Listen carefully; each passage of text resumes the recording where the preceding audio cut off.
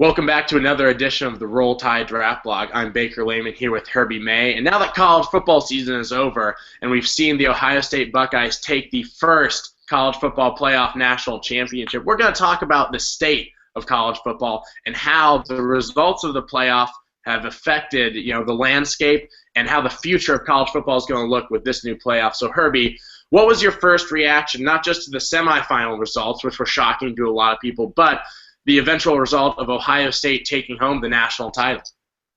Well, it was such an exciting season for college football, and for me, Ole Miss was in those top four spots, for about a week or so, or however long it lasted, and it provided a different type of fan experience as well. So I'm just going to say that and get that out of the way. I mean, it had an entirely new element of fanhood, which was great for college football. It really was. And I think we were talking about it before, and I'm sure you're going to harp on it, but what this college football did is it takes away any specific conference dominance. I mean, you literally just said it.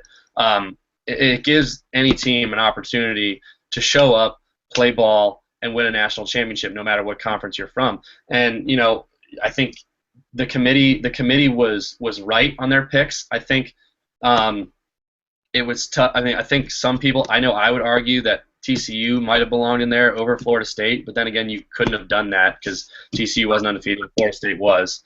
And and then again, I don't know if the committee even thought about that, but I thought you saw everything that I expected Florida State to get walloped, and I expected Ohio State and Alabama to be a great game, and the national championship really was a great game as well. But it showed that any team, really, if they get a chance to get into this playoff, they have a chance to be a national championship, no matter what conference they're from. And I'm sure you might say it in the next thing as well.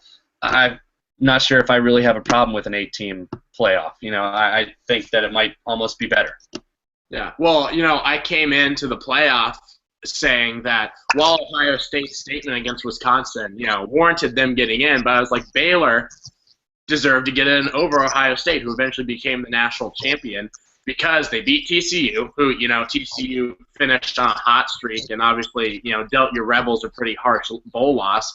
Baylor, almost won the Cotton Bowl, and if it wasn't for a great coaching job by Mark D'Antonio to keep Michigan State in that game, Baylor would be, looking at the same thing. We deserve to be in. Ohio State came in as kind of the only one that people were like, oh, that's questionable, blah, blah, blah. Well, they won the whole thing because they have a phenomenal coach in Urban Meyer. And I think that is now the key to winning the national championship, more so than ever. Obviously, great coaching has always been a huge factor in college football, especially in the postseason. But now more than ever, conference dominance is dead. Not only has the rest of the nation caught up to the SEC, and after their pretty historic run of dominance, these last 2 to 3 years, we've definitely seen the gap close, and I think that gap is definitely closed in. Now, that being said, there's still going to be a conference hierarchy that I believe that the SEC has the best depth overall of teams. But in general, the top few teams in every conference can probably at least compete with each other, a la maybe a couple of exceptions. I think that you're going to need talent and, good team structure to get through the regular season to either win your conference or be playoff contenders. But, those 3 weeks heading into the playoffs, because you're not just competing for one game now, just one singular bowl game. You have to prepare for 2 games and 2 elite-level opponents, basically. That is where coaching comes in. We're moving into what I think is going to be a golden age of coaching in college football between, the reignited Saban-Urban Meyer rivalry. Oregon and Mark Helfrich, getting into the national championship again and coming up short. Jimbo Fisher post Jameis Winston now. I'm going to be very interested to see how Florida State responds to not having Jameis anymore, who obviously really helped push them over the hump with his amazing talent.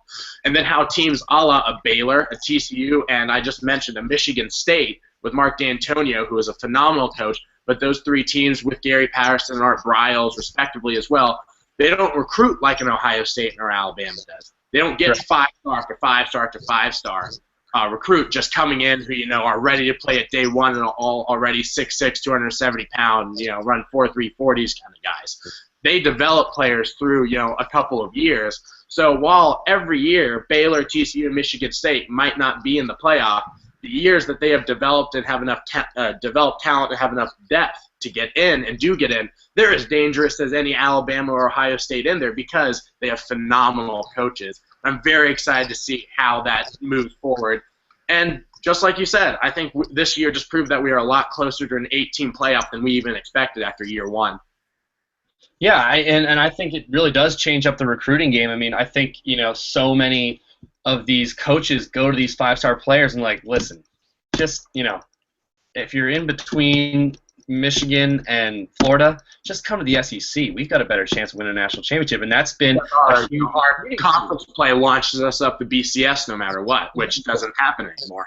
Exactly, and now the point is, listen, I'm Jim Harbaugh. I'm sitting here trying to get this 5-star recruit down from Florida, whatever. Like, listen, I don't care what conference you go to, but when we get into the playoff, we make a run every time. You can cancel out, conference dominance. Like you said, you can cancel out conference dominance, and you can use the playoff to your advantage. Ohio State, Urban Meyer can be like, listen, who gives a crap about the Big Ten or the SEC or the Pac-12? Come to Ohio State because we've proven that we can get into the playoff, and when we get into it, we can win it all. Yeah. So that's a huge. I think it's a huge recruiting boost, and it might just even out the playing field, and people get the ACC more involved, they get the Pac-12 more involved, and I think it's all good for football.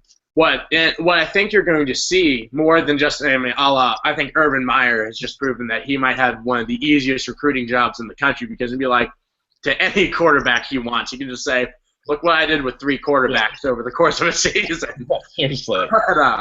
My third string pulled off 3 of the greatest victories of all time. Yeah, exactly. With a third-string QB who, been on campus for a few years, but, exactly. It just proves that his system is almost flawless. Unbelievable. More so, I think that what this does for not just, the playoff and concerning college football, I think not only, like I said, a potentially golden age of coaching in college football. What we could see is the resurgence of a lot of great programs if they can get the good coaching. A Michigan with Jim Harbaugh, not only do I think that that's a great fit and a great hire for the Wolverines, but he's a phenomenal coach. And like you said, coaches can say, it doesn't matter what conference we're in. If we're sitting there at the end of the day, I think that we can win this whole thing. I think that you can coach us and you can help us win this whole thing if you commit to the University of Michigan. Even a school like Miami under Al Golden, or should Al Golden kind of get pushed out after the way that Miami hasn't quite responded to his style of coaching, Miami has a chance to research and be like, look what we've done in the past, depending on who they hire. Look at what we've done in the past. Look at what we could do in the future if we can get in the playoff, simply because it doesn't matter that they play in the ACC. They potentially have a shot at the playoff if they win their conference. LSU, any of these teams who you might consider, maybe not a great college football program, but isn't one of the blue bloods, like Alabama and Ohio State, a Michigan, Florida State and Nebraska. And Nebraska's a school who generally doesn't recruit well, but obviously has an amazing history, who has a chance now to make it in because of just potentially the recruiting potential that they have. And I think from here on out, conference, obviously you have to get through your conference. You probably have to win your conference. But overall, these coaches aren't going to have to just say, come play for us. We're the best conference. We have the best schedule. We can compete for a championship simply based off our conference schedule. These coaches now can say, come to my university. Come get tutored by me and help us get into the playoffs so that I can help you walk away from this university from a ring and get as you try and move on to the NFL. And I think we're going to see a resurgence of great programs. I think that the playoff is more than a big success, despite how you and I might have felt about the result, because especially you saw, I think the 2 more talented teams in the playoff didn't win it.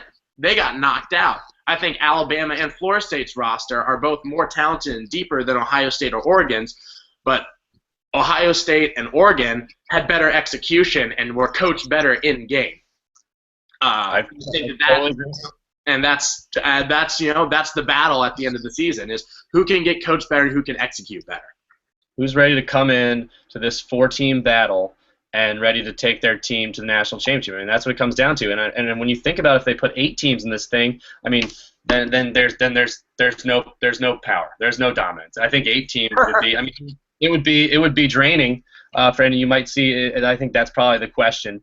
For these kids, putting them through all those extra games. But I think 8 teams is definitely something to be considered, and it would be really, really fun to see. I mean, that would bring in the Big East, as far as I'm concerned. The AAC.